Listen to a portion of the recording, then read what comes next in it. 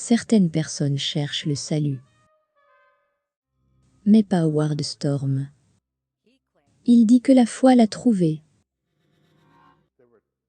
Ils étaient avec leurs dents, emportant des morceaux de moi. Ils faisaient des choses horribles. Une descente terrifiante dans la mort et les ténèbres, qui a commencé dans la ville de lumière, Paris. J'ai emmené un groupe d'étudiants, et ma femme en Europe, pour une visite artistique. Au printemps 1985, Howard, alors âgé de 38 ans, était un professeur d'art, à l'université, chef de département et fervent athée. J'en ai honte aujourd'hui, mais je pensais vraiment que les gens religieux étaient simples d'esprit, ou vivaient tout simplement dans un monde imaginaire. Howard ne se souciait pas du sens de la vie, seulement du plaisir. Ensuite tu meurs, et c'est fini. Paris devait être une havre de paix, jusqu'à ce qu'une douleur de l'estomac lancinant s'intensifie soudainement. Cette douleur était la douleur la plus aiguë que j'ai jamais ressentie dans ma vie. Une perforation gastro-intestinale, avec de l'acide digestif corrosif se déversant dans la cavité abdominale. J'avais besoin d'une intervention chirurgicale dans les quelques heures, sinon j'étais mort.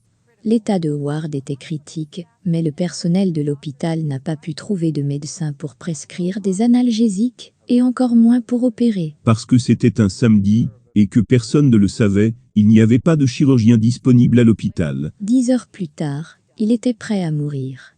Alors nous nous sommes dit au revoir. J'ai fermé les yeux, et j'ai perdu connaissance. Puis quelque chose d'inattendu s'est produit. Il s'est réveillé plus vivant que jamais, regardant son cadavre et sa femme pleurer. Et il y avait des gens à l'extérieur de la pièce, qui m'appelaient par mon nom. Viens avec nous, Howard. Ils ont dit, dépêche-toi. Howard, viens avec nous. J'ai donc pensé qu'ils allaient m'emmener à la chirurgie.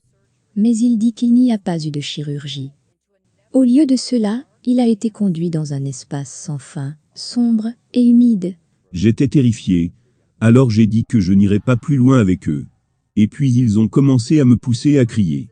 Il dit que des dizaines, peut-être des centaines d'attaques, de morsures, de déchiquetages, juste pour le plaisir. Et ils ont fait des choses pour m'humilier et me diminuer. Cette partie, je n'en parle pas, parce que c'est trop grossier. Était-ce l'enfer? Je ne pense pas que j'étais en enfer. Je pense que j'étais en train d'être traité, un peu comme si c'était mon endoctrinement, pour devenir comme eux. Et c'est alors qu'il entendit, dit-il, une voix intérieure, lui disant de prier. Le souvenir m'est revenu. Très très vif de moi-même, assis dans une salle de classe de l'école du dimanche, chantant « Jésus m'aime ». Il dit que les créatures sont devenues agitées et ont commencé à reculer. En désespoir de cause, j'ai crié dans les ténèbres, « Jésus, s'il te plaît, sauve-moi ». Et quand j'ai dit cela, une petite lumière est apparue dans l'obscurité, et est devenue très très brillante. Dans la lumière, Howard dit que Jésus est apparu, et l'a guéri de ses blessures. Et j'ai ressenti son amour pour moi. Ce qui est quelque chose merveilleusement impossible à décrire. Il dit que les anges gardiens sont également arrivés pour regarder et passer sa vie en revue.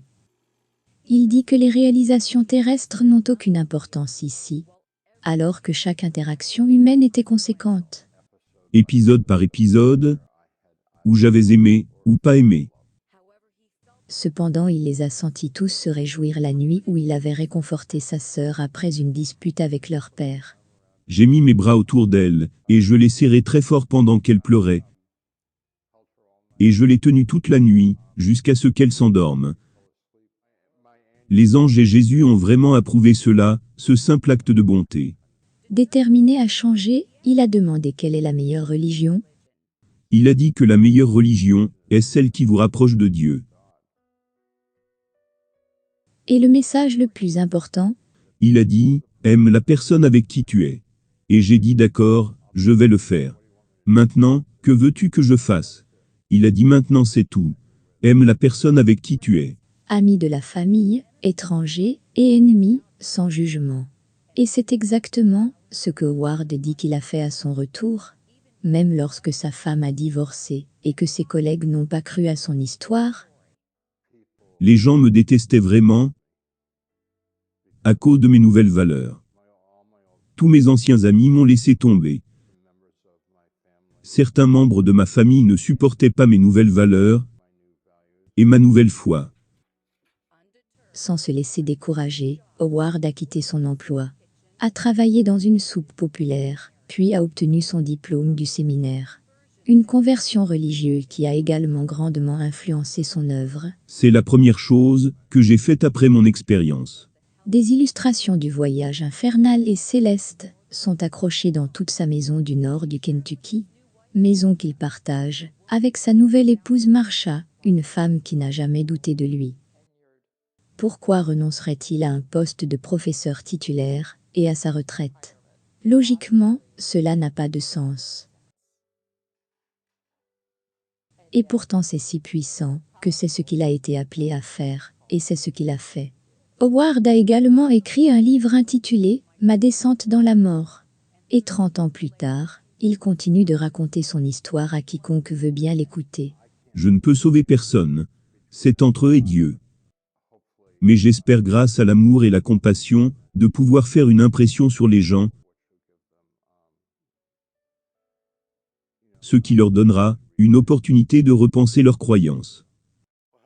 Veuillez accueillir Howard Storm.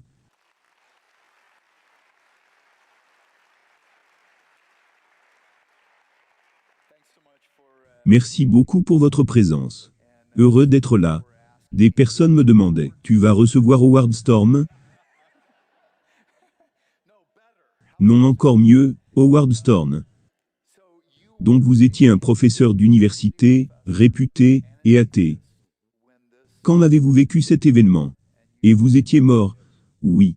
Et cela a changé votre vie complètement. J'aimerais que vous nous racontiez ce qui s'est passé ce jour-là. Le 1er juin 1985, à 11 h du matin,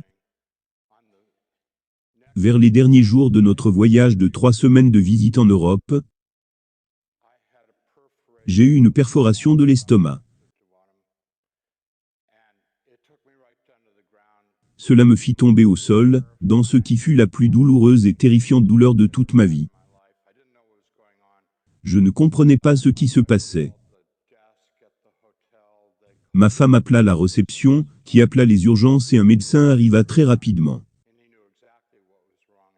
Ils savaient exactement ce que j'avais, et nous ont dit clairement que si on n'opérait pas tout de suite, j'allais mourir en l'espace de quelques heures. Donc ils ont appelé les urgences qui m'ont amené dans un grand hôpital de Paris, l'hôpital Cochin, au service des urgences, où les médecins disaient la même chose. On doit opérer maintenant. Ils m'ont bien fait comprendre qu'en déant 1 heure, il serait probablement trop tard. Qu'il fallait que ce soit tout de suite. Ils m'emmenèrent donc rapidement vers la salle d'opération, mais malheureusement, parce que c'était samedi, il n'y avait pas de chirurgien disponible pour faire quoi que ce soit. On m'a donc placé dans une chambre, et en gros on m'a presque oublié là-bas.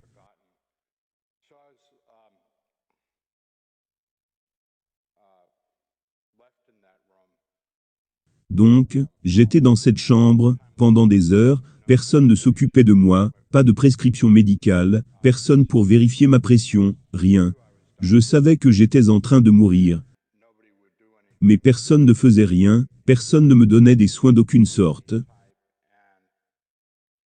Et à 20h30 cette nuit-là, une infirmière vint me dire qu'ils n'avaient pas pu trouver un chirurgien, et qu'ils essaieront d'en trouver un le lendemain.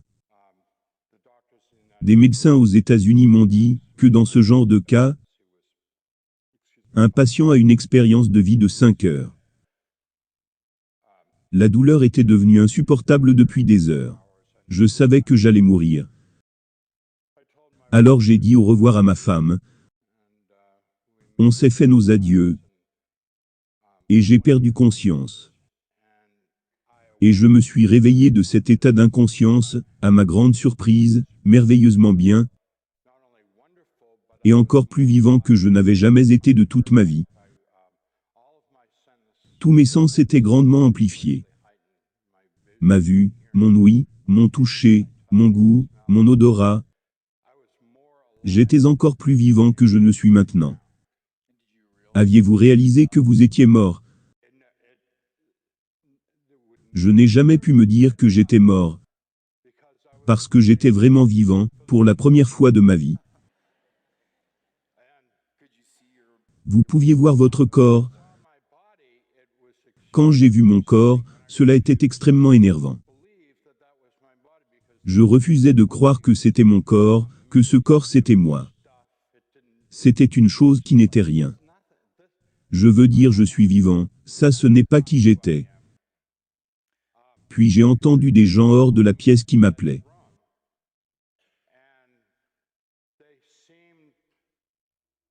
Ils semblaient OK, et ils disaient, Howard, dépêche-toi, viens. Et donc j'allais vers la porte de la chambre en suivant la lumière. Mais dans une partie sombre du passage, il y avait un groupe de gens, qui restaient hors de la lumière de la chambre, et je leur disais, je suis malade, j'ai besoin d'être opéré. Venez-vous de la part des médecins? Et ils disaient, nous savons tout de toi. Dépêche-toi, viens avec nous. Nous n'avons plus le temps de parler de ça. Ils semblaient sympas? Oui. Je pensais que c'étaient des gens de l'hôpital, et qu'ils étaient venus me chercher pour mon opération, ça semblait normal. Et donc je suis allé avec eux. Ce fut un long voyage, qui m'amena finalement vers des ténèbres complètes. Et à ce moment-là, j'ai réalisé que quelque chose n'était pas correct, que c'était vraiment très mal, que ces gens-là n'étaient pas là pour mon bien. Et je leur ai dit, je n'irai pas plus loin avec vous. Et ils répondirent, oh oui tu vas venir. Et ils commencèrent à me pousser, et à me tirer. Je me débattais, pour qu'ils me lâchent. Est-ce que c'était des personnes? Oui, c'étaient des personnes, ce n'étaient pas des êtres démoniaques. Ce n'étaient pas des monstres. C'étaient des personnes. Et ils voulaient me faire subir le plus de douleur que possible, parce qu'ils n'avaient rien de meilleur à offrir. Ils n'avaient aucun sens d'humanité ou de compassion. Dans ce monde de ténèbres et de vide,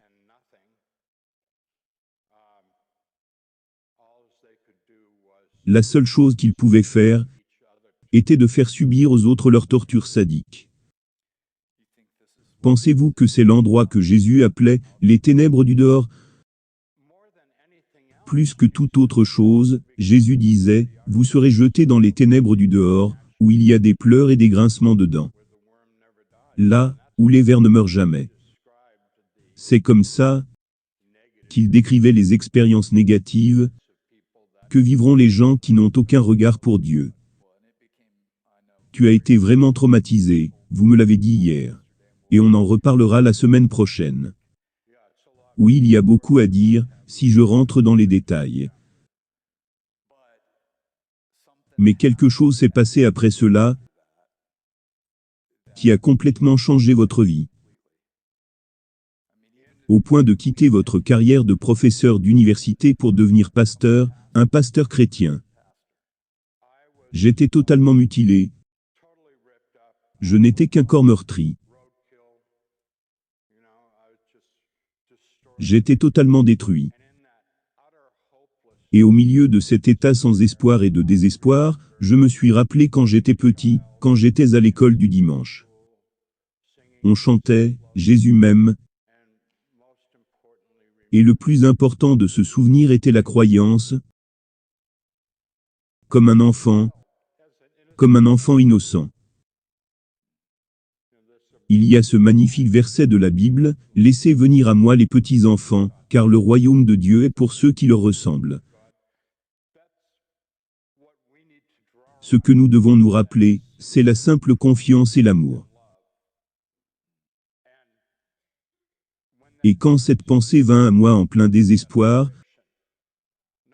pas de théologie, pas de compréhension, rien, juste en désespoir de cause. Car vous étiez un athée convaincu. C'est ce que je voulais, je veux ce que j'avais, quand je n'étais qu'un enfant. Vous savez, je m'en étais moqué et ridiculisé pendant toute ma vie d'adulte. J'avais même essayé de détourner mes étudiants de tout ça. J'en ai honte. Et puis j'ai appelé, « Jésus s'il te plaît, sauve-moi ». Et alors une toute petite lumière apparut, et commença à briller de plus en plus, et à m'entourer. Et de cette lumière sortirent des mains et des bras. Ça s'est baissé, et m'a touché, et quand il me toucha, toutes les mutilations que je n'avais pas vues, mais que je voyais maintenant grâce à sa lumière indescriptible, juste disparurent instantanément. Et physiquement, je redevins entier, mais le plus important de tout ça, c'est que lorsqu'il me toucha, je fus rempli de son amour, qui est incomparable à tout ce que j'ai connu comme amour. J'aurais souhaité avoir d'autres mots. Parce que l'amour que nous vivons, dans ce monde n'est pas comparable à son amour. Le sien nous submerge. Et ses mains m'entourèrent. Et il me prit et me souleva, me serra, comme une mère, comme un père. Et il me serra fort contre lui. Et je le serrai aussi dans mes bras, et il m'aimait. Et il me fit savoir que tout va bien, et il me donnait des câlins en disant, « Tout va bien, tout va bien, tout va bien. » Mon Dieu. Et pendant qu'il faisait cela, nous avons commencé à quitter cet endroit de rien, de tourments, de torture et d'agonie. Et alors qu'on montait, je vis de loin cet énorme centre de lumière, avec toutes sortes de mouvements autour d'elle, comme une sorte de méga-galaxie de lumière. Et je me disais, « Oh, je ne suis qu'une pièce de déchet. » Qu'il se trompait de personne. Pourquoi vous vous disiez cela? Parce que c'était le cas. Jésus vint dans cette décharge. Je ne parle pas d'une décharge d'ordures. Je parle de caca, fesses. Pourquoi me toucher moi? Je ne suis que du fesses, du caca. Mais il m'a restauré. Et il m'a aimé. Il me sortit de là et je pensais, il fait une énorme erreur. Il devrait me remettre là où j'appartiens.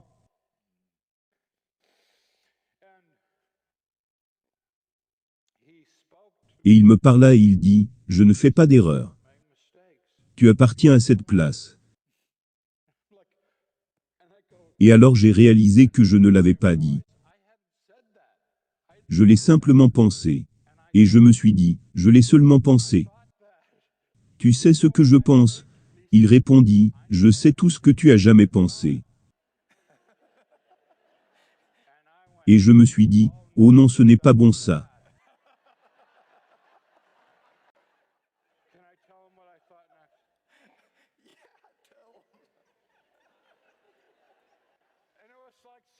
Je me sentais tellement bien et je pensais, s'il sait tout ce que j'ai jamais pensé, alors je n'ai rien à cacher.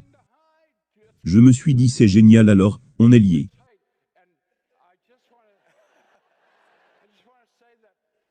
En fait, je voudrais dire une chose, vous savez, les gens parlent de son amour, mais j'aimerais introduire un autre mot, un mot complexe très important.